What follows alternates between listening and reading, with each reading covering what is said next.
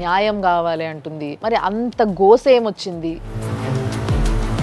నాకు పెళ్ళి అయింది, నా వెనకాల నువ్వు పడొద్దని నా అబ్బాయికి చెప్పాను మేడం. చేసిన తప్పేంది అని అంటే నమ్మడం.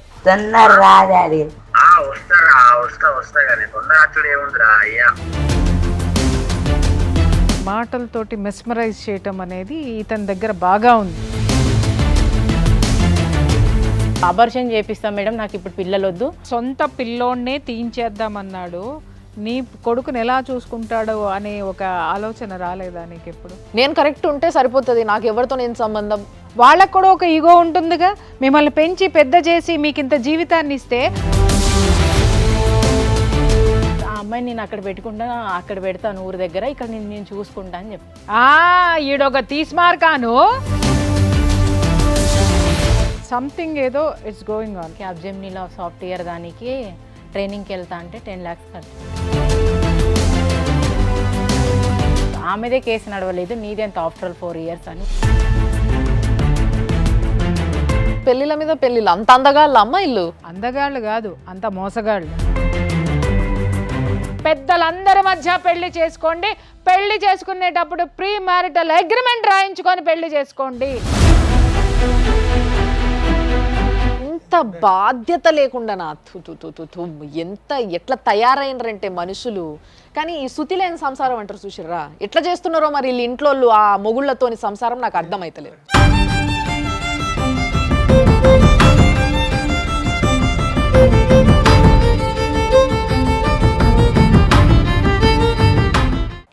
సుమన్ టీవీ ప్రేక్షకులకి నమస్తే. ఈరోజు లైఫ్ జర్నీ అనే కార్యక్రమం చేస్తున్నందుకు నిజంగా చెప్తున్నా కదా, ప్రతిరోజు ఒక కేసు వింటుంటే గుండెలా చాలా భయం వేస్తుంది. అంటే ఎలాంటి సమాజాన్ని మనకి తెలిసో తెలియకనో తయారు చేసుకుంటున్నాం మన చుట్టూ. రేపటి రోజు ఎక్కడనో ఉన్న ప్రాబ్లం, ఇప్పుడు కరోనా వచ్చినప్పుడు వేరే కంట్రీలు ఉండే, ఇంకెక్కడనో వేరే కాంటినెంట్లు ఉండే అని చెప్పేసి అనుకున్నాం. తర్వాత మెల్లగా మెల్లగా మెల్లగా పక్కింటికి మన ఇంటికి కూడా వచ్చింది, ప్రతి ఒక్కరికి వచ్చింది. సో ఇది ఎందుకు వచ్చింది? నిర్లక్ష్యం. మనము మెయింటైన్ చేయాల్సింది ఏదైతే హైజీన్ ఉందో అది మెయింటైన్ చేయకపోవడం వల్ల వచ్చింది. సేమ్ వే ఈ సమాజంలో ఎక్కడో ఏదో జరుగుతుంది అని విన్నప్పుడే ఆ భయము, ఆ బాధ్యత మన లోపల ఉంటే డెఫినెట్లీ మన దాకా రాదు. కాబట్టి ఆ అవేర్నెస్ కోసమే ప్రతి ఒక్కరికి చట్టరీత్యా ఎలాంటి చట్టాలు ఉంటాయి, దాన్ని ఎట్లా వాడుకోవచ్చు. చట్టం అనేది ఎవరి కోసం చేసిండ్రు? మన కోసమే చేసిండ్రు, ప్రజలందరి కోసం చేసిండ్రు. కాబట్టి వాటిని ఎట్లా వాడుకోవాలి దానికోసం క్లియర్గా చెప్పే ఒక అడ్వకేట్ని, ఎట్ ద సేమ్ టైం జీవితం ఎంత విలువైనది, దాన్ని ఏ విధంగా లీడ్ చేయాలి, ఎప్పుడు ఎవరిని ఎట్లా నమ్మొచ్చు, ఎవరిని నమ్మరాదు, అవి ఎట్లా తెలుసుకోవాలి, ఆ లొసుగులు ఎట్లుంటాయి, ఆ టాక్టిక్స్ ఏంది, ఇలాంటి విషయాలన్నీ చెప్పే ఒక ఫ్యామిలీ కౌన్సిలర్తోని మేము చేస్తున్న ఒక అద్భుతమైన ప్రోగ్రామే లైఫ్ జర్నీ. ఈ లైఫ్ జర్నీలో ఈరోజు కూడా ఒక ప్రాబ్లంతో ఒక అమ్మాయి వచ్చింది. ఆ అమ్మాయి గురించి చెప్తాను నేను మీకు. ఈమె పాపం చాలా కష్టపడుతుంది. ఆ ఛానల్ ఈ ఛానల్ అని ఛానల్ తిరుగుతుంది, న్యాయం కావాలి అంటుంది. మరి అంత గోసేమొచ్చింది, ఏం అన్యాయం జరిగింది, ఈ ముచ్చట మాట్లాడేటందుకు అసలు ఎవరి దిక్కు న్యాయం ఉంది, ఈ పిల్లకి ఎట్లా న్యాయం చేయొచ్చు అనే విషయాన్ని ఆలోచించేటందుకు, ఒక మంచి అడ్వైస్ ఇచ్చేటందుకు మన దగ్గర ఉన్నారు అడ్వకేట్ నాగరాజు గారు. నమస్తే sir. At the same time Priya Chaudhary అమ్మ ఉంది మన దగ్గర. సో మంచి కౌన్సిలరు, అన్ని ముచ్చట్లు బాగా డీటెయిల్గా చెప్పి ఒక అమ్మాయిని ఏ విధంగా దారిలో పెట్టాలో ఆ విధంగా దారిలో పెట్టే కెపాసిటీ ఆవిడకుంది. అమ్మ నమస్తే.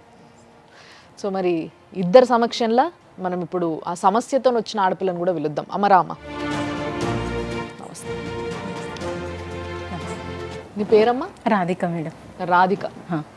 సో రాధిక, నువ్వు డీటెయిల్గా చెప్పు, అసలు ఏం జరిగింది, నీకు ఏం అన్యాయం జరిగింది? నన్ను మ్యారేజ్ చేసుకున్నారు మేడం. ఫస్ట్ మేము చెప్పాను ఆయనకి ఇట్లా మ్యారేజ్ అయింది. ఎప్పుడైంది పెళ్ళి? లాక్డౌన్లో అయింది మేడం మాది మ్యారేజ్. నవంబర్లో మేము రూమ్ ఇల్లు తీసుకొని కాపురం పెట్టాం సార్ 15కి. నువ్వేం పని చేస్తావు? నేను అప్పుడు బిగ్ బాస్కెట్లో చేసేదాన్ని మేడం. అక్కడ చేసి నేను డ్యూటీ చేసుకునేదాన్ని. నాకు ఈ అబ్బాయి అక్కడ పరిచయం అయ్యాడు. మ్యారేజ్ కాలేదనుకొని నాకు ప్రపోజ్ చేశాడు ఆయన. ఓకే, ప్రపోజ్ పెళ్లి కాలేదనుకో అంటే నీకు అంతకు ముందే పెళ్ళి అయింది. 1 yearలోనే నాకు హస్బెండ్ చనిపోయాడు, ఒక బాబు. నా ఫ్యూచర్ ఏదో నేను బతుకుతున్నాను. ఏం జరిగింది మీ ఆయనకి? ఆయనకి కొంచెం హెల్త్ ఇష్యూ ఉండడం వల్ల వాటర్లో పడి ఆయన చనిపోయాడు మేడం. మరి పిల్లగాడు మీ బాబు? ఇప్పుడు బాబు 11 వెళ్ళి 12 నడుస్తుంది. పెద్ద పిల్లగాడే ఉన్నాడు. పెద్ద పిల్లగాడు. ఓకే. సో ఈ ఏజ్లో బాబు ఉండంగా నువ్వు బిగ్ బాస్కెట్లో పని చేస్తుంటే నీకు ఒక పిల్లగాడు కలిసిండు. అక్కడ ఆయన పరిచయం అయ్యాడు, నాకు పెళ్ళి అయింది, నా వెనకాల నువ్వు పడొద్దని నేను అబ్బాయికి చెప్పాను మేడం. అలా ఫ్రెండ్స్ లాగా 1 ఇయర్ మా జర్నీ అలా నడిచింది. మనం ఇల్లు తీసుకొని విడిగా పోదామని చెప్పాడు ఆయన 2020లో డిసెంబర్లో చెప్పాడు. నేను అన్నాను, నేను మ్యారేజ్ చేసుకోకుండా రాను, ఆల్రెడీ నా మ్యారీడ్, నీది అన్మ్యారీడ్, నాకు ఆల్రెడీ ఒక బాబు ఉన్నాడు, నేను అట్లా రాలేను, మ్యారేజ్ చేసుకుంటే కానీ నీ వెనకాల నేను రాగలుగుతానని చెప్పాను మేడం. ఓకే. ఆయన ఏమన్నాడు, మా అన్నకి పిల్లలు లేరు, ఆ బాబే మన పిల్లలుగా చూసుకుందాం, ఎందులో కూడా మా అన్నకి పిల్లలు లేరు కాబట్టి ఉన్న బాబే, ఆ బాబు చిన్నోడు కాబట్టి నేను తండ్రి స్థానం నేను ఇస్తాను, నువ్వు వరి అవ్వాల్సిన అవసరం ఏం లేదు అని అన్నారు మేడం. వాళ్ళన్నకి పిల్లలు లేకపోవడము నీ కొడుకుని ఆయన కొడుకు అనుకోవడానికి సంబంధం ఏందమ్మా? భరోసా ఇచ్చాడు. అంటే పిల్లాడు ఉన్నాడు, నువ్వు ఎలా చేసుకుంటావు అని ఈ అమ్మాయి అడిగింది. అడిగితే 2 ఆప్షన్స్ ఏంటంటే, ఒకటి మా అన్నకి పిల్లలు లేరు కాబట్టి వాళ్ళు నీ బిడ్డని వాళ్ళు చూసుకుంటారు, అంటే నా కుటుంబం మొత్తం నీ బిడ్డను స్వీకరిస్తుంది అనేటటువంటి ఒక నమ్మకం ఇచ్చాడు మేడం. సుష్మా, అఖిలేష్ అనే అబ్బాయి కూడా వాళ్ళ ఫ్రెండ్స్, చేసుకోవచ్చు కదా రాధిక, ఏముంది పిల్లోడు ఉంటే ఏముంది, నీది కూడా చిన్న ఏజ్, ఆ అబ్బాయి కూడా నేను అర్థం చేసుకొని నీ లైఫ్ ఎంత, నీ ఏజ్ ఎంత? అన్నది ఇప్పుడు 28 మేడం, అనేది 32. నీకు అబ్బాయి క్యారెక్టర్ ఏంటో అర్థమైంది, ఆ అబ్బాయి లైఫ్ ఏంటో ఆ అబ్బాయి క్యారెక్టర్ ఏంటో నీకు కూడా అర్థమైంది, అంట్లో పెట్టుకొని వచ్చే అబ్బాయి నీకు ఏడ ఉంటాడు, చేసుకోవచ్చు కదా నువ్వు కూడా అని వాళ్ళు కూడా నాకు రిక్వెస్ట్ చేశారు. నాకు కూడా ఆయన అవన్నీ మాట్లాడడం, నా పిల్లోడు అనడం వల్ల నాకు నమ్మకం కుదిరి నేను ఆ అబ్బాయితోని ఓకే చెప్పాను మేడం. ఓకే చెప్పాక మ్యారేజ్ చేసుకున్నాం మేమిద్దరం. అప్పుడు లాక్డౌన్ ఉండడం వల్ల మేము దండాలు మాకు దొరకలేదు, అక్కడ ఏం దొరకలేదు. గుడిలో వెళ్ళి తాళి కట్టేసుకొని రూమ్ చూద్దామని, ఇల్లు చూద్దాం, మనం కాపురం విడిగా పెట్టేద్దాం, ఇక్కడ నుంచి వద్దు, అక్కడే పక్కన వేరే దగ్గరనే ఉండేవాళ్ళం మేడం, గుట్ట దగ్గర ఎల్లమ్మ బండ అని, జగద్గిరి గుట్ట మేడం, అక్కడ ఆల్విన్ కాలనీలోనే రూమ్ తీసుకుందాం, ఇల్లు తీసుకొని అక్కడ కాపురం పెడదామని అన్నారు మేడం.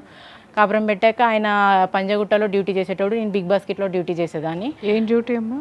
ఆయన ఫారెన్ ఉంటారు కదా మేడం, ఫారెన్కి వెళ్ళే వాళ్ళకి వీళ్ళు కోచింగ్ ఇచ్చి అక్కడ జాబ్ పెట్టిస్తారు. అక్కడ సార్ చిన్న ఒక ఆఫీస్ పెట్టారు పంజగుట్టలో. లైఫ్ బాగానే ఉంది, నేను అందులోనే గర్భవతి అయ్యాను ఈయనతో కాపురం పెట్టాక. గర్భవతి అయ్యాక హాస్పిటల్కి చెకప్కి వెళ్ళాం మేడం.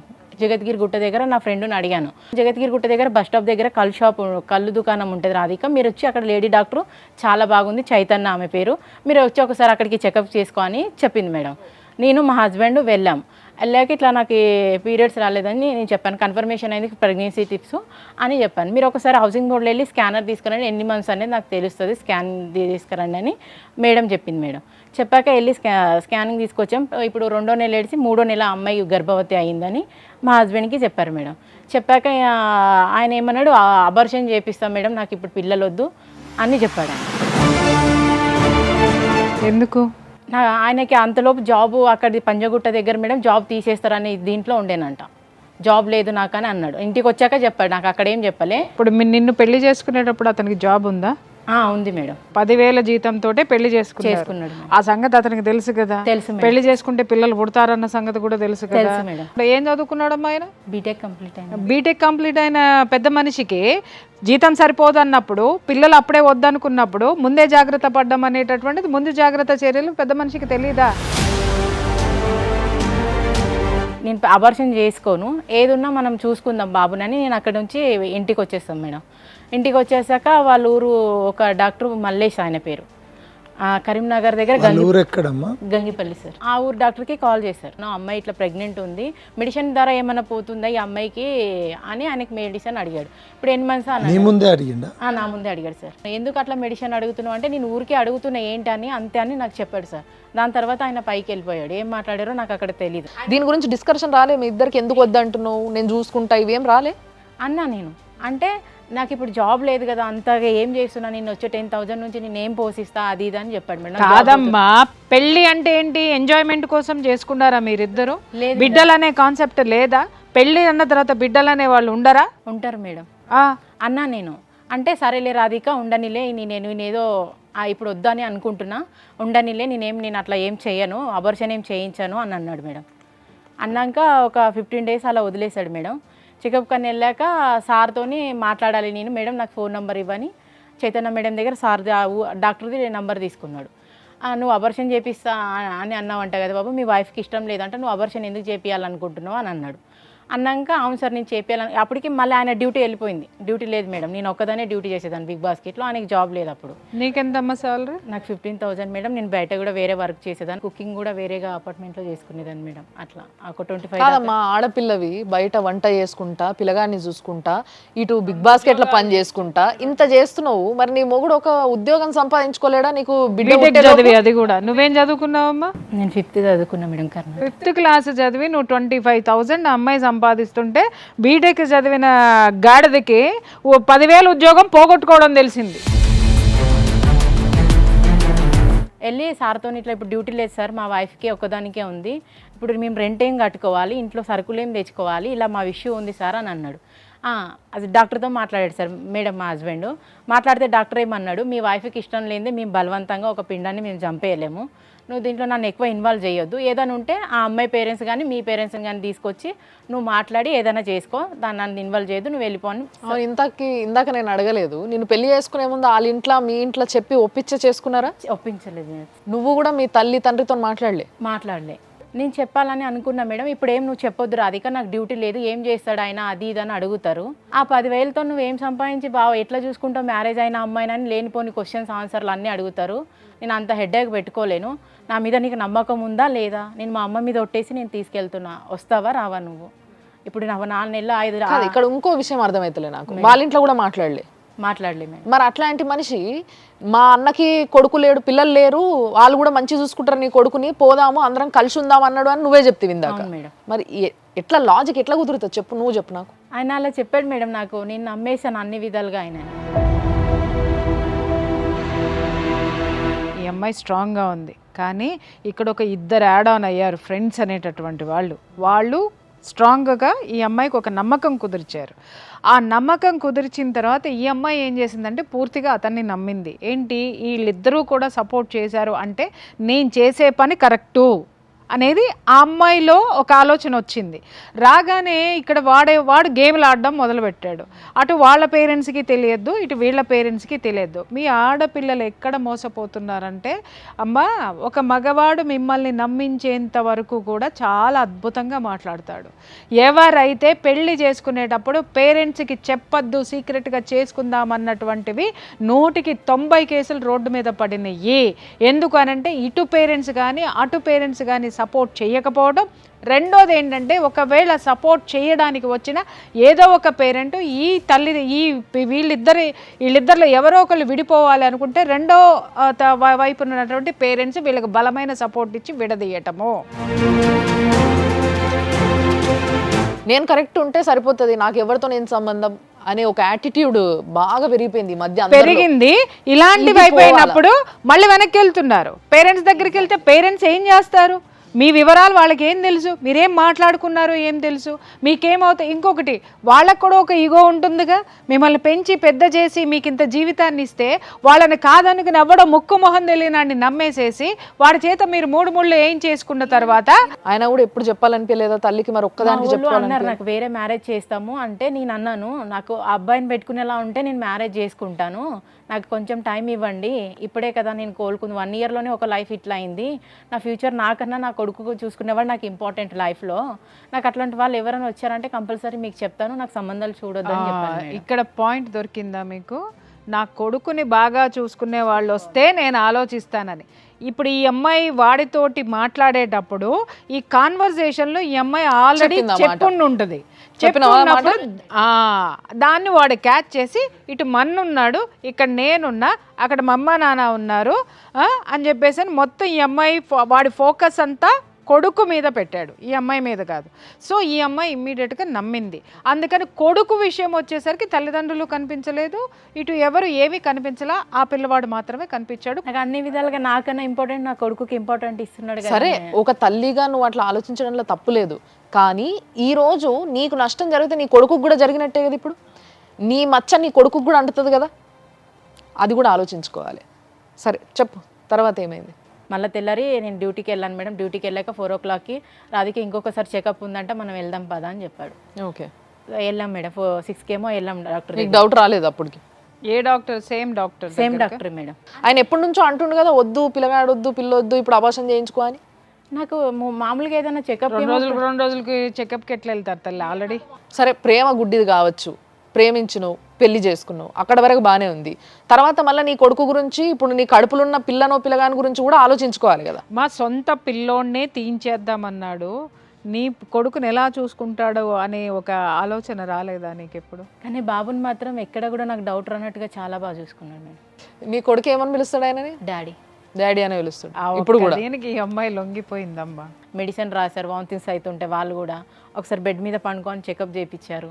చెకప్ చేయించాక పక్క బెడ్ పైన వేసారు. వేసాక ఈయన ఎమోషనల్గా అయ్యి ఫీల్ అయ్యి నా దగ్గరకు వచ్చి కాలు పట్టుకొని ఏడవడం స్టార్ట్ చేశాడు. ఎందుకు ఏడుస్తున్నావు నువ్వు వెంకటేష్ అని నేను అడిగాను. ఏం లేదు, నీకు అబార్షన్ జరుగుతుంది, నీకు మెడిసిన్ పెట్టేశారని చెప్పారు. అంటే మీకు చెప్పకుండా చేయించేసి టెస్ట్ చేస్తున్నారు అని చెప్పేసి టెస్ట్ చేసేటప్పుడు మెడిసిన్ పెట్టారు మేడం. లాయర్ గారు, ఇది పూర్తిగా క్రైమ్. అది యాక్చువల్లీ ఆమె కాన్సెంట్ లేకుండా అట్లా చేయడం అనేది చాలా నేరం. అసలు నీకు తెలియదు మెడిసిన్ పెట్టినట్టు కూడా తెలియదు, ఏం తెలియదు. అమ్మది Chaitanya hospital madam. Chaitanya hospital. Doctor సంతకాలు ఏం తీసుకోలే పేపర్ పైన?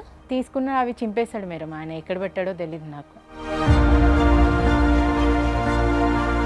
కాదమ్మా, ఒక్క నిమిషం. మీరు ఆయన ఈ విషయం చెప్పి కాళ్ళపైన పడి ఏడ్స్తేనే నీకు తెలిసింది, అప్పటి వరకు తెలియదు. సార్ నాకు కానీ తెలిసిన తర్వాత నువ్వు డాక్టర్ని కానీ వాళ్ళని కానీ మీ వాళ్ళని కానీ ఎవరినైనా పిలిపించి అడిగినావా? నేను అడగలేదు సార్.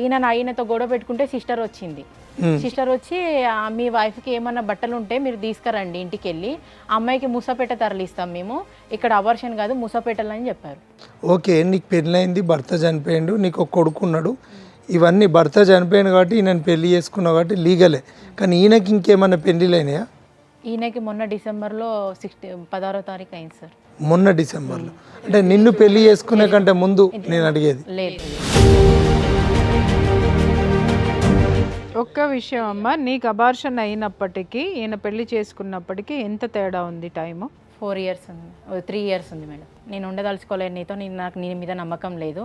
నువ్వు నీ అబార్షన్ నువ్వే నీ పిల్లని చంపుకున్నావు అంటే నాకు నీతో ఉండాలని ఏమాత్రం కూడా నాకు ఇష్టం లేదని నేను రెడీ అయి బయటికి వెళ్ళిపోయాను మేడం. వెళ్తుంటే అక్కడ నువ్వు ఏదైనా చేసుకుంటే అక్కడ ఉన్నది నీతో అబార్షన్ జరిగింది ఇక్కడ, నువ్వు ఎక్కడైనా వెళ్ళి సూసైడ్ చేసుకున్నా ఏదైనా చేసుకున్నా నా మీద వస్తుంది అని నన్ను ఫుల్గా కొట్టాడు మేడం. ఆయన కొట్టిండా? కొట్టిండు. అబార్షన్ చేయించి పిల్ల మొత్తం పచ్చిగా ఓనరు అంటే అప్పటి నుంచే అతని యాటిట్యూడ్ ఏంటనేది అప్పుడు ఓపెన్ అప్ అయ్యిండు. అంటే ఓపెన్ చేశాడు, ఆ మాస్క్ని ఓపెన్ చేశాడు. సంథింగ్ ఏదో ఇట్స్ గోయింగ్ ఆన్. అమ్మ నీకు ఒక్క మాట చెప్పు, అతనికి నువ్వేమన్నా డబ్బు ఖర్చు పెట్టావా? అవును మేడం, పెట్టాను. క్యాబ్ జెమినీలో సాఫ్ట్వేర్ దానికి ట్రైనింగ్కి వెళ్తా అంటే 10 lakhs ఖర్చు పెట్టాను. 10 lakhs? 10 lakhs నీ దగ్గర ఉన్నాయని అతనికి తెలుసా? తెలుసు మేడం. అది నీ దగ్గర ఉన్నాయా, అప్పులు తెచ్చావా? నేను ఇల్లు కొనుక్కుందామని అమ్మేసి నేను అమౌంట్ పెట్టుకున్నా మేడం. పుస్తకాలు తాడు. పెళ్లికి ముందే తెలుసా నీ దగ్గర అంత డబ్బు ఉందని? తెలుసు మేడం. ఆ డబ్బు కోసమే కొడుకుని బాగా చూసుకున్నాడు. ఆ డబ్బు తన పని అయిపోవాలి, తనకి సంబంధించిన కనెక్షన్స్ ఏమి ఉండకూడదని అమ్మాయికి అబార్షన్ చేయించాడు. 10 లక్షల కోసం వాడేసిన స్కెచ్. అవునా కాదా? 10 lakhs నువ్వు చేతికి ఇచ్చినావా? ఎట్లా ఇచ్చినావు? అంటే కొన్ని ఆయన ట్రైనింగ్ వెళ్తూ ఉంటే ల్యాప్టాప్ తీసుకున్నా మేడం. అలా సర్టిఫికేట్లు అంటే వాటికి దేనికి ప్రూఫ్లు లేవు నీ దగ్గర? లేవు. నేను ఇంట్లో ఇచ్చాను, నేను హస్బెండ్గా నమ్మి ఇచ్చాను మేడం. భర్త సంసారం చేశాడు అనడానికి ప్రూఫ్లు ఏముంటాయమ్మా? ఆయన చేసినప్పుడు నా తప్పు. నేను ఆయనకి ఎలా అన్నా, నా భర్తకి డ్యూటీ వస్తే నాకు వచ్చినట్టే, నన్ను మంచిగా చూసుకుంటాను. ఇప్పుడు నీ శరీరము పుండు చేసుకున్నావు, కొడుకుకి ఒక ఇమోషన్ బాండింగ్ అయిపోయింది ఆయనతోని, డాడీ అని పిలుస్తున్నాడు అంటే. చిన్నపిల్లలు అంత ఈజీగా వేరే పర్సన్ డాడీ అని ఒప్పుకోరు, మనం అనుకుంటాం కానీ ఒప్పుకున్నాడు అంటే పాపం ఆ పిల్లగాడు ఏం ఫీల్ అయ్యిండు. మళ్ళీ మీద నుంచి 10 లక్షలు పోగొట్టుకున్నాడు. చెప్పి ఎంత ఆ పిల్లవాడిని ఎంత మార్చి ఉంటుంది చెప్పడానికి, అతన్ని ఫాదర్గా ఒప్పించడానికి, ఇతనే ఫాదర్ అని చెప్పడానికి ఆ పిల్లవాడి మనసుని ఎంత ట్రైన్ చేసి ఉండాలి, ఎంత హార్ట్ఫుల్గా. ఒక రికార్డింగ్ కూడా ఉంది బాబు. కొంచెం ఆఫీస్ వర్క్ ఉంది, దాని మీద తిరుగుతాను నేను. నువ్వు నేను అత్తనే అన్నం తింటా కాబట్టి ఏం పెట్టుకోకు, సరేనా? నేను వస్తా కానీ కొంచెం టైం పడుతుంది. కొంచెం మీ అమ్మాయిని కొంచెం మాట్లాడుకుంటాను, సరేనా? తొందర రాదు. వస్తా కానీ తొందర యాక్చువల్ ఏముందిరా అయ్యా. ట్యూషన్కి వెళ్తున్నావా? సరే వెళ్ళు మా ట్యూషన్. అంటే ఆ బిడ్డ కూడా ఆ తండ్రి అనే ఎమోషన్ చూడండి.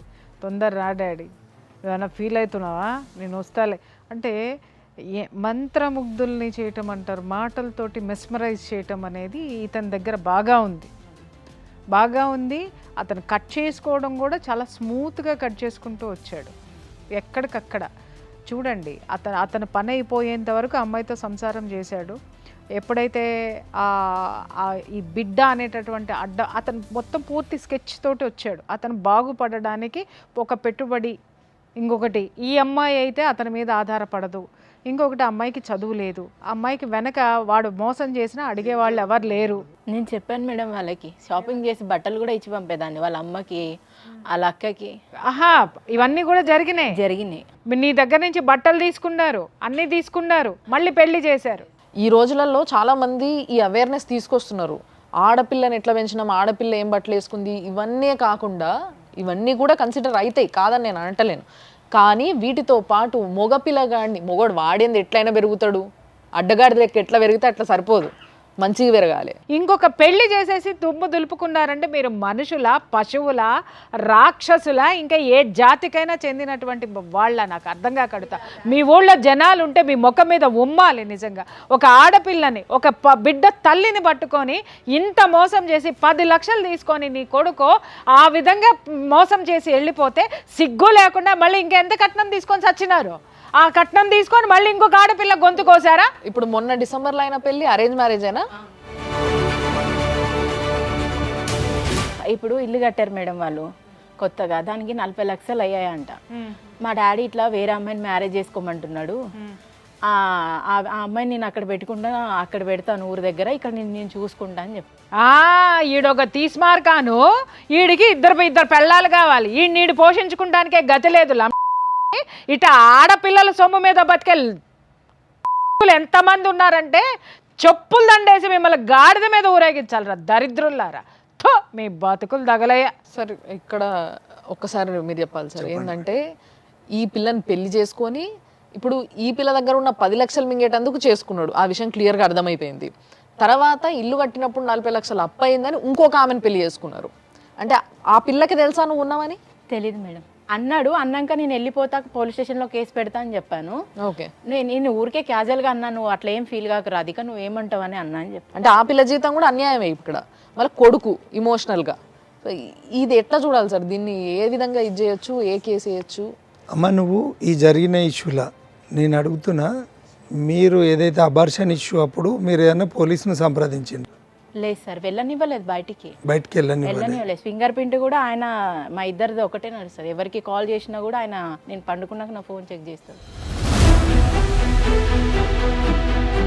మొన్న మ్యారేజ్ అయిందని తెలిసినాక తర్వాత నువ్వు వాళ్ళ పేరెంట్స్ కానీ వాళ్ళకి కానీ నువ్వెవరు అడగడం జరిగిందా? నాకు పోలీస్ వాళ్ళ ద్వారానే మ్యారేజ్ అయిందని తెలుసు సార్. అంతకుముందు అంటే మీరు పోలీస్ కంప్లైంట్ ఇచ్చిండ్రు? ఇచ్చాను. ఏ విషయంలో ఇచ్చిండ్రు కంప్లైంట్? ఇట్లా మా హస్బెండ్ ఇంటికి రావట్లేదు, ఫోన్ కూడా బ్లాక్ లిస్ట్ లో పెట్టాడని. పోలీస్ వాళ్ళ ద్వారా నాకు తెలిసాక నాకు ఒక చీటింగ్ పేపర్ రాశారు సార్, ఇంత అమౌంట్ ఇస్తా అని బాండ్ పేపర్ మీద రాశారు. అది నాకు పోలీసులు చెప్పారా అతనికి పెళ్ళైంది? అవును మేడం. ఎట్లా పోలీసులకి ఎలా తెలిసింది?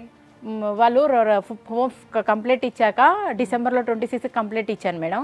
వాళ్ళు కాల్ చేస్తూనే ఉన్నారు, ఇట్లా మీ వైఫ్ వచ్చి కంప్లైంట్ ఇస్తుంది, నువ్వు ఎప్పుడు వస్తున్నావు అని. సార్ 2వ తారీఖు వస్తా సార్, నాకు బిజీగా ఉన్నా, నేను పూనాలో ఉన్నా, నాకు మీటింగ్లు ఎక్కువ అవుతున్నాయి, డిసెంబర్ నెల కదా సార్, నవంబర్ 2 వరకు నాకు ఇట్లానే మీటింగ్స్ ఉంటాయి అని చెప్పాడు మేడం. 2వ తారీఖు నేను మళ్ళీ వెళ్ళాను పోలీస్ స్టేషన్కి. వెళ్ళి ఏమైంది సార్ ఇంకా రాలే మా హస్బెండ్ అని.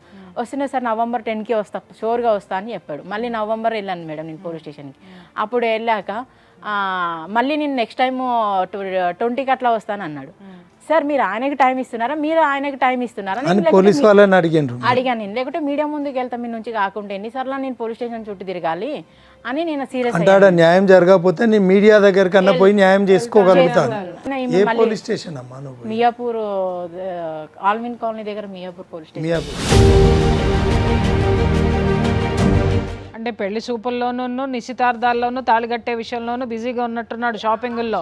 8 o'clockకి మేము పోలీస్ స్టేషన్ లోపలికి వెళ్ళాం. వెళ్ళాక కాసేపు కూర్చున్నాం, సార్ వాళ్ళు ఎవరు రాకపోతే కూర్చున్నాం. మా బాబాయ్ వచ్చాడు ఒక ఆయన. ఏంటి బాబు మరి ఇట్లా చేసినావు, మ్యారేజ్ చేసుకొని వెళ్ళిపోయినావు అంటే, ఫోన్ కూడా లిఫ్ట్ చేస్తాడు, బ్లాక్ లిస్ట్ వేసినావు అని. మాట్లాడుతూ ఉన్నాడు. నేను మీటింగ్లో ఉన్న బాబాయ్, ఇది పిచ్చిది, దీనికి అర్థం కావట్లేదు, చెప్తుంటే ఇది అర్థం చేసుకోదు అని ఆయనకి నచ్చ చెప్పడానికి ట్రై చేస్తాను. అందులోనే జగదీష్ సార్ వచ్చాడు, ఎస్ఐ సార్. ఆయన వచ్చి నీకు ఫోన్ ఈ వెంకటేష్ ఎన్నిసార్లు నీకు కాల్ చేయాలరా, ఏంటి నీది, ఇన్నిసార్లు కాల్ చేస్తుంటే నువ్వు ఇప్పుడు వస్తావా అని ఆయన ఫోన్ తీసుకున్నాడు. ఫోన్ తీసుకొని చెక్ చేస్తే నీది ఎంగేజ్మెంట్ అయిందారా అన్నాడు. అవును సార్ అన్నాడు. ఎంగేజ్మెంట్ కూడా కాదు కదా, నీ పెళ్ళి కూడా అయింది కదా డిసెంబర్లో 16వ తారీఖు అని సార్ అన్నాడు. అవును సార్ అయింది నాకు మ్యారేజ్ అని అన్నాడు. నీకు తెలుసా అమ్మ అన్నాడు. నాకు తెలియదు సార్, మీరు చెప్పేదాకా నాకు తెలియదు అన్న. అలా ఆ అమ్మాయికి తెలుసా అంటే ఆ అమ్మాయికి కూడా తెలియదు. మరి ఈ అమ్మాయికి చెప్పేవారను అంటే చెప్పలేదు సార్, ఇప్పుడు చెప్దాం రీసెంట్గా అనుకున్నా అని చెప్పి. ఎంత ధైర్యమో మళ్ళీ పోలీస్ స్టేషన్లో పోలీస్ ముందు కూర్చొని ఇవన్నీ మాట్లాడారు. పోలీస్ ఏమనలేదా అమ్మ, ఇన్స్పెక్టర్ గారు ఏమనలేదా? తిట్టారు, నువ్వు ఇంత నాటకాలు ఆడుతున్నావు అని కొట్టడానికి వెళ్ళారు మేడం. అప్పుడు నీ మీద నీతోటి కంప్లైంట్ తీసుకొని పోలీసు వారు అతను అక్రమంగా ఇంకో పెళ్లి చేసుకున్నాడు అని ఏమన్నా కేసు రిజిస్టర్ చేసిండ్రా? చేశారు సార్. ఏం కేసు రిజిస్టర్ చేసిండ్రా? చీటింగ్ కేసు కింద రీసెర్చ్ 417420 అంటే 420. వచ్చాక సార్ అడిగాడు, మరి ఈ అమ్మాయిని ఇట్లా చేసి ఆ అమ్మాయిని అట్లా చేసినాడు. క్యాజువల్గా కట్టాను సార్ నేను తాళి. క్యాజువల్గా తాళి కట్టారు. క్యాజువల్గా తాళి అమ్మాయిగా నాకు క్యాజువల్గా కట్టాడు. ఆ అమ్మాయికి క్యాష్ తీసుకొని కట్టాడా? క్యాష్ తీసుకొని కట్టి. మరి పెళ్ళంటే గింత వాల్యూ లేకుండా అయిపోయింది ఆ దరిద్రం. వ్యాపారం చేస్తున్నాడా వాడు? పెళ్లిలో వ్యాపారం ఏమన్నా చేస్తున్నాడా అమ్మ? మా బాబాయ్ అక్కడికి వెళ్ళి వచ్చాక క్యాజువల్గా కట్టడానికి నీకు ఏమైనా బొమ్మలు పెళ్ళి కనిపిస్తుందారా ఫాల్తుగా అది ఇది అని మాట్లాడు. ఇద్దరిని తీసుకెళ్ళి పోషించుకుంటావు, మరి ఏం చేస్తావు, పట్టుకొని వెళ్ళిపోయి ఇక్కడికి వెళ్ళి, నువ్వు ఇక్కడ కనిపించక నా కళ్ళ ముందని వాళ్ళు చెప్పి. అలా అన్న వచ్చి మీ అమ్మాయి అమౌంట్ ఎంత ఇచ్చిందో అంత నేను అమౌంట్ ఇచ్చేస్తాము, ఇంత ఇచ్చిందంట 5 lakhs మీ అమ్మాయి, అవి ఇచ్చేస్తాము అని వాళ్ళతో డీల్ మార్గాడు. నువ్వు మా బాబాయ్ అన్నాడు, ఏ దాని గురించి అమౌంట్ ఇస్తావు, ఏదో నీ సావు నువ్వు సావు, నేను వెళ్ళిపోతా, వాడు అమౌంట్ అది ఇది అంటున్నాడు అని మా బాబాయ్ తిట్టేసి నన్ను వదిలేసి వెళ్ళిపోయాడు. మా ఆయన నా దగ్గరికి వచ్చి ఇప్పుడు ఒప్పుకో, కేసు కొట్టే, నువ్వు ఇప్పించిన జాబే రాధిక, నువ్వు అట్లా కేసు చేస్తే నా జాబ్ పోయే ఛాన్స్ కూడా ఉంటుంది. ఈ అమ్మాయి ఇప్పించిన జాబ్, నువ్వు ఇప్పించిన జాబ్ వాడుకుంటూ వాడు ఎంత ధైర్యంగా ఇంకొక అమ్మాయి మెడలో తాళ్ళు కట్టి పాప ఆ అమ్మాయిని మోసం చేశాడు, ఇటు ఈ అమ్మాయి జీవితాన్ని నాశనం చేసి వాడు ఎంజాయ్మెంట్ అంటే ఆ కొడుకును ఒకసారి పట్టుకరామ్మ సుమన్ టీవీకి, ఎముకలు ఎరగొడతా మళ్ళా. లేదు మేడం, ఒకసారి ఫోన్ చేద్దాం మనం. హలో హలో వెంకటేష్ గారు అండి మాట్లాడేది? చెప్పండి సార్, యాక్చువల్గా మీ వైఫ్, మీ ఫస్ట్ వైఫ్ మా దగ్గర ఉంది, పేరు రాధిక, సుమన్ టీవీకి వచ్చింది. కట్ చేసాడు. ఇంత ఘోరంగా ఉంటారంటే చీ చీ చీ చీ. హలో చెప్పండి సార్ నమస్తే. నమస్తే అండి. మేము సుమన్ టీవీ నుంచి కాల్ చేస్తున్నాం సార్. చెప్పండి అమ్మా. మీరు జి వెంకటేష్ గారు భావన? అవును. మీ పేరు సార్? చెప్పండి అమ్మా, మీకు ఏం కావాలి, ఏంటిది చెప్పండి సార్. నేను మీ పేరు అడిగిన అంతే మాట్లాడడానికి. ఓకే ఉండండి సార్. ఇప్పుడు పెట్టేసారు. ఇంత బాధ్యత లేకుండా నా ఎంత ఎట్లా తయారైనరంటే మనుషులు. నేను ఇప్పుడు ఎంత మంచి మాట్లాడినా సార్, మీరు ఒక అడ్వకేట్గా మీరు విన్నారు. ఇప్పుడు ఇంత మంచిగా అంటే ఒక బాధ్యత అంత మొత్తం ఫ్యామిలీ అట్లనే ఉన్నారు. ఒకరి మీద ఒకరికి ఇది లేదు, శృతి లేని సంసారం చేయలేమంటారు. చూసినరా అమ్మ, గతి లేకుండా చెయ్యొచ్చు. చూసిరుగా ఆ పిల్ల 5వ తరగతి చదువుకొని అంత సంపాదించుకుని అంత కష్టపడి చాలా సుఖంగా బతికింది. కానీ ఈ శృతి లేని సంసారం అంటారు. చూసిర్రా ఎట్లా చేస్తున్నారో మరి వీళ్ళు ఇంట్లో ఆ మొగుళ్ళతోని సంసారం నాకు అర్థమైతలేదు. హలో ఎవరండి మాట్లాడేది? చిన్నారి మీరేనా? Okay okay. Radhika Suman TV స్టూడియోకి వచ్చిందండి. తనకి ఇప్పుడు ఒక ప్రాబ్లం నడుస్తుంది అని చెప్పేసి. మీకు తెలుసా ఇది కథ అంతా? చెప్పిందా? అంటే భార్యాభర్తలుగా వీళ్ళిద్దరు మీ ఇంటి పక్కనే ఉండేటోళ్ళట కదా? అవునండి, మా ఇంటి పక్కనే ఉంటారు. మంచినే ఉండేటోళ్ళ? కొట్టేటోడు అంట కదా ఒక్కొక్కసారి? బాగానే ఉండేవారు అనుకునే వాళ్ళం మేమైతే. తర్వాత తెలిసింది కొట్టేవాడు తిట్టేవాడు అని చెప్పేసి. ఓకే అండి, అదే జస్ట్ కన్ఫర్మేషన్ కోసం అని ఫోన్ చేసిన అండి. ఓకేనా? మరి ఇదంతా కూడా ఈ కంటెంట్ ఏదైతే మనం ఈరోజు సుమన్ టీవీలో చూపిస్తున్నామో ఇదంతా చూసి అట్లీస్ట్ ఆ పిల్ల కూడా కొంచెం అలర్ట్గా ఉండాలనే మేము కూడా చెప్తున్నాం ముందుగానే. అండ్ దీనికన్నా ముందు ఇప్పుడు మీరు చూసిండ్రు కదా, నేను ఫోన్ చేసిన, అటు వాడికి చేసిన, ఆ వెంకటేష్ అనేటోడికి, ఈ పిల్లని మోసం చేసినోడికి. ఆడు ఫోన్ ఎత్తిండు, విన్నారు కదా, హలో అన్నాడు, ఇట్లా నీ భార్య రాధిక ఉంది అని అంటే కట్ చేసేసిండు. వీళ్ళు ఎక్కడైతే ఇద్దరు ఉన్నారో, కలిసి ఉన్నారో పెళ్లి తర్వాత ఏ ఇంట్లో అయితే ఉన్నారో ఆ పక్కింటోళ్ళకి ఫోన్ చేసినాము. సో వాళ్ళు అయితే ఎత్తి మాట్లాడినరు, వీళ్ళిద్దరూ బాగానే ఉంటారు అనుకున్నాము, కానీ కొట్టేటోడని తర్వాత తెలిసింది. ఇదంతా కూడా మీరు విన్నారు. సో ఇన్ని ఎవిడెన్సెస్ ఉన్నాయి, ఇంత జరిగింది, కానీ పిల్ల పూర్తిగా మోసపోయింది కంప్లీట్గా. అంటే ఈమె చేసింది ఏమీ లేకుండా మోసపోయింది. ఒక్కటి చేసిన తప్పేంది అని అంటే నమ్మడం. సార్ మరి ఏం చేద్దాం అంటారు ఇప్పుడు? ఒక 50 రూపీస్ స్టాంప్ పేపర్ మీద రాసిచ్చిండ్రు అనే దాని మీద 5 లక్షల రూపాయలు, ఇది ఆయన ఓన్ హ్యాండ్ రైటింగ్తో రాసిండ్రు అని అమ్మాయి స్టేట్మెంట్ ఇచ్చింది. వీళ్ళ హస్బెండ్ ఏదైతే రాసిండో వీడియో కూడా ఉంది.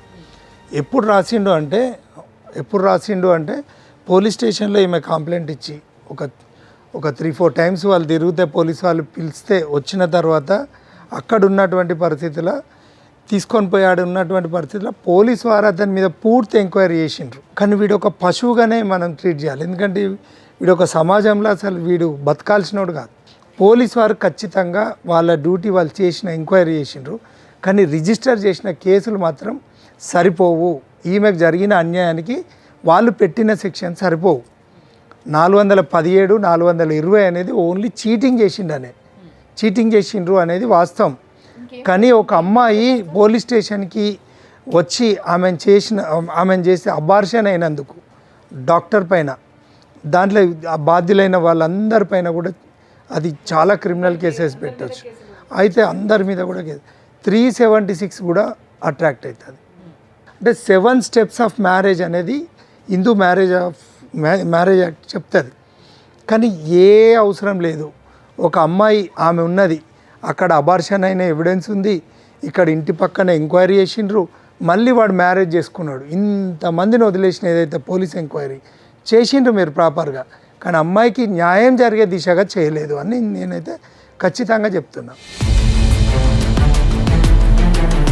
మొన్న మన ప్రోగ్రాం ద్వారా పోలీస్కి రిపోర్ట్ పెడితే ఒక సిఐ కూడా, గోపాల్పురం సిఐ కూడా సస్పెండ్ అయ్యాడు.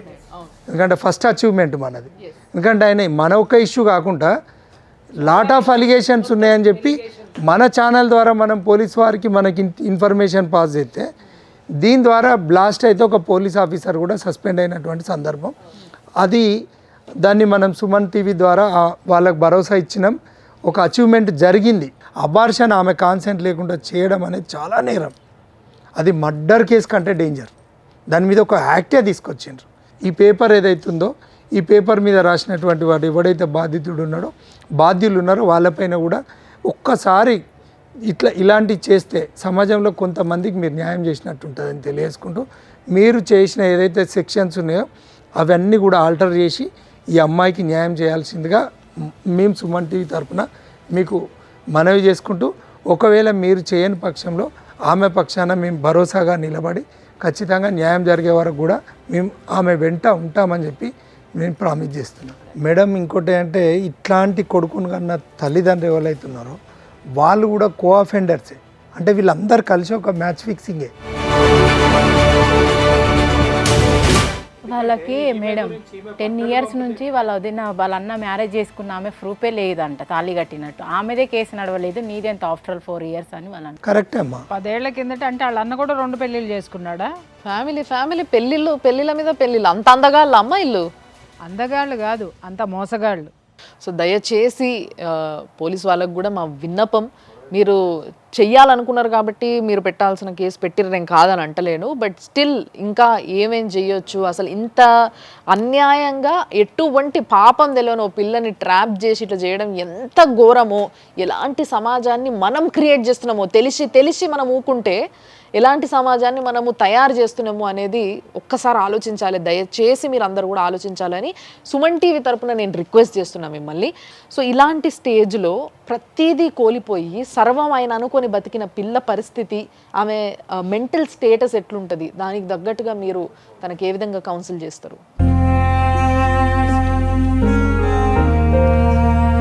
ఈ 50 రూపీస్ బాండ్ పేపర్ మీద ఒరే దరిద్రుడా నువ్వు రాసిచ్చినావు కదా, తెలుగులో రాసిచ్చాడమ్మా వీడు. ఓకే, ఏమని రాసిచ్చాడు?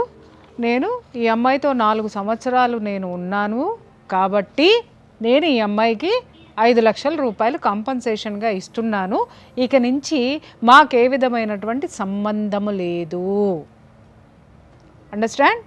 అయితే ఇక్కడ విషయం ఏంటంటే ఆ అమ్మాయిని పోలీస్ స్టేషన్ నుంచి పోలీస్ స్టేషన్కి వెళ్ళకుండా పక్క గల్లీలోకి రా, మన ఇద్దరం అగ్రిమెంట్ చేసుకుందామని పిలిచి వాడు చెప్పింది ఏంటి అంటే, నీ 10 లక్షలు నీకు ఇస్తా, నీతో ఉంటా అని చెప్పి నమ్మవలికి పిలిచి రాసిచ్చాడు. విషయం ఏంటంటే ఆ అమ్మాయికి తెలుగు చదవడం రాదు. వాడు రాసి ఇచ్చింది, మీరు అమాయకత్వం అన్నారు కదా, ఇది పరాకాష్ట. ఆ అమ్మాయి అమాయకత్వానికి పరాకాష్ట. దయచేసి నేను సమాజానికి చెప్తున్నాను. వాడు ఇంకా ఎంత లాస్ట్లో కూడా ఎంత దరిద్రుడా, నీకు తిట్టడానికి డిక్షనరీలో కొత్త పదాలు ఎతకాలి, మామూలు పదాలు నీకు సరిపోవు. ఇలాంటి ఆడపిల్లని నువ్వు ఇంత నీచంగా వాడుకుని 5 లక్షలు నువ్వు కడతావా? ఒక బిడ్డ తల్లికి 5 లక్షలు, అక్కడ 10 లక్షలు తీసుకుని మళ్ళీ ఆమె జీవితంతో ఆడుకుని 10 లక్షలు తిన్న గాడిద. ఇంకా ఎక్కువ తిట్లు వస్తున్నాయి, కెమెరా ముందు తిట్టకూడదు, కానీ నిన్ను మాత్రం ఎతికి పట్టుకుంటాను రా. ఎతికి పట్టుకుని మాత్రం నిన్ను ఎంత పెట్టాలో అంత పెడతాను. నీ గడ్డి చెత్త వెధవా. డేటు అయిపోయింది, 5 లక్షలు ఇవ్వలేదు. పైగా నీ అన్న 2 పెళ్ళిళ్ళు చేసుకుంటాడు. వాడు పెళ్లి చేసుకున్న ఆమెకి 10 సంవత్సరాలైనా తాళి కట్టిన ప్రూఫే లేదు. వాళ్ళు ప్రూఫ్ చేయలేకపోయారు. ఆ అమ్మాయి దగ్గర కూడా 15 లక్షలు తీసుకున్నారు అని అంటే మీ కుటుంబం ఏమన్నా బిజినెస్ పెట్టిందేరా? ఆడపిల్లల్ని పెళ్లి చేసుకుని కట్నం తీసుకునే బిజినెస్ పెడితే డాష్ పగల కొడతారు. ఎవరు చెప్పమంటావా? సమాజం పగలగొడుతుంది. ఇక నుంచి పగలగొడుతుంది. జరగాల్సింది కర్మో లేకపోతే నీ దురదృష్టమో. వాడు నమ్మించాడు. ఏడవద్దమ్మా, నువ్వెందుకు ఏడుస్తావు? రేపొద్దు నుంచి టీవీలో చూసుకొని ఆ దరిద్రులు, ఆ ఇంట్లో ఉన్న ఆడపిల్ల, మీకు కూడా ఒక ఆడపిల్ల ఉంది, ఈ దరిద్రుని కన్నా మా తల్లిదండ్రులకి చెప్తున్నాను, ఆ ఆడపిల్లకి ఆ ఉసురు తగలకుండా చూసుకోండి మీరు. ఈ విధంగా ఎప్పుడైనా సరే ఆడపిల్లలకి చెప్తున్నా, మగవాడు వచ్చి వాళ్ళకి చెప్పొద్దు, వీళ్ళకి చెప్పొద్దు, నిన్ను సాదుకుంటా అన్నప్పుడు పోలీసుల సమక్షంలో పెళ్లి చేసుకోండి, రిజిస్టర్ మ్యారేజ్ చేసుకోండి, పెద్దలందరి మధ్య పెళ్లి చేసుకోండి. పెళ్లి చేసుకునేటప్పుడు ప్రీ మ్యారిటల్ అగ్రిమెంట్ రాయించుకొని పెళ్లి చేసుకోండి. మేము నెత్తి నోరు కొట్టుకొని చెప్తున్నాను నేను ప్రతి ఒక్కరికి కూడా. Pre marital agreement, pre marital counselling, ego ఇలాంటి వాళ్ళకి చాలా అవసరం ఉంది ప్రీ మ్యారిటల్ కౌన్సిలింగ్.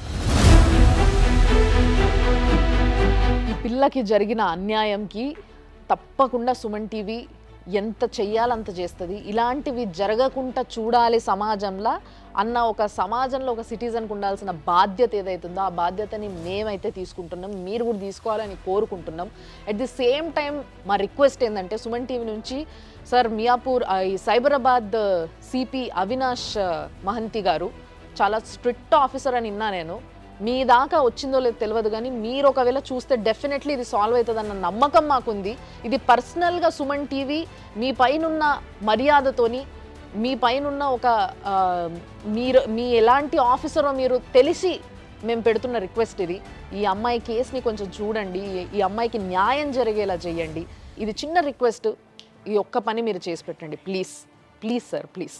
ఇలాంటివి జరగకుండా ఉండేటందుకే ఇలాంటి ఒక ప్రోగ్రామ్ చేసినాం. ఈ ప్రోగ్రామ్ని ఈ ఏజ్ ఆ ఏజ్ అనే తేడా లేకుండా ప్రతి ఒక్కరికి చూపించండి అవేర్నెస్ కోసం.